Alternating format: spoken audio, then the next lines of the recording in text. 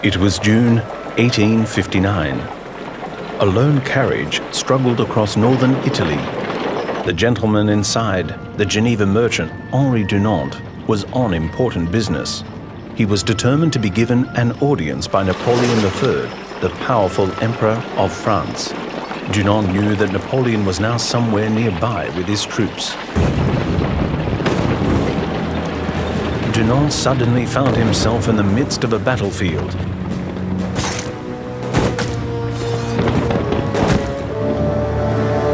Dunant was horrified. Outside the normally quiet village of Solferino, the French and Austrian armies were fighting a terrible battle. By evening, thousands lay dead, dying and wounded.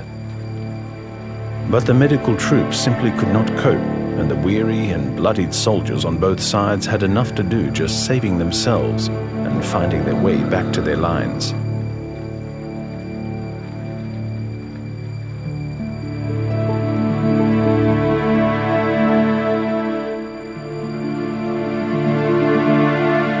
Dunant forgot all else. Help was crucially needed. Resolutely, he set up a makeshift hospital in a church in the village, where the dying and wounded could receive attention and care in peace and quiet. He was joined by the villagers, the women, the elderly, who tried to help as best they could. They treated the French and Austrians alike, even taking care to record and send their last goodbyes to loved ones. Day and night they worked tirelessly, nursing the victims. Dunant finally returned to Switzerland, but he could not forget. His book, A Memory of Solferino, was published in 1862. Dunant proposed the establishment in every country of a neutral, independent body of helpers who could provide protection and care for the wounded in case of war, regardless of side. The idea was revolutionary and it found willing ears. Shortly afterwards, Dunant and 4 other men formed the International Committee of the Red Cross, the ICRC. In 1864, an international diplomatic conference in Geneva was called. The result was the adoption of the First Geneva Convention for neutral humanitarian aid and protection for wounded soldiers. Many years later, following the First and Second World Wars, other visionaries added more Geneva Conventions. These help protect wounded, sick, or shipwrecked sailors,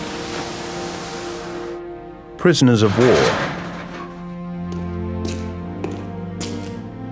and civilians affected by war. But it was Henri Dunant whose initiative and enterprise paved the way and made a difference, showing humanity amidst inhumanity.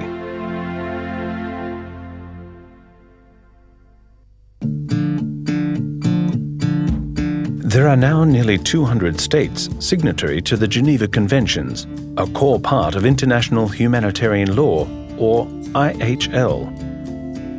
It is still the ICRC that guards the conventions, gains backing for IHL, and strives to protect the lives and dignity of victims of armed conflict without discrimination.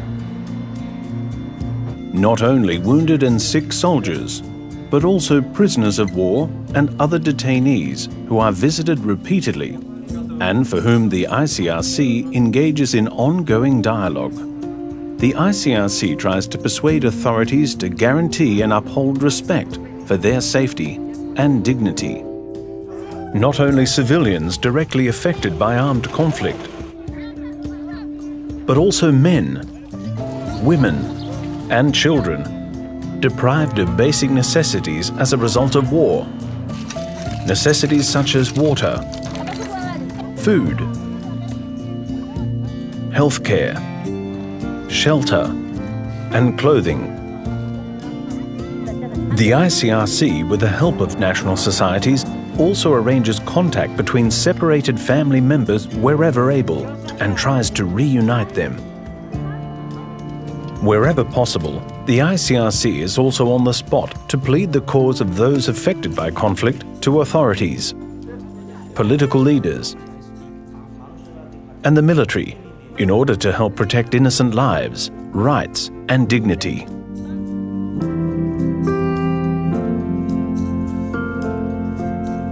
There are now more than 180 National Red Cross and Red Crescent societies around the world. They go into action when armed conflict arises in their region. But they also run many other essential activities in peacetime to help the most vulnerable. Red Cross and Red Crescent national societies are active in 4 main areas: disaster response, disaster preparedness, healthcare and first aid in the community, the spreading of humanitarian values and principles.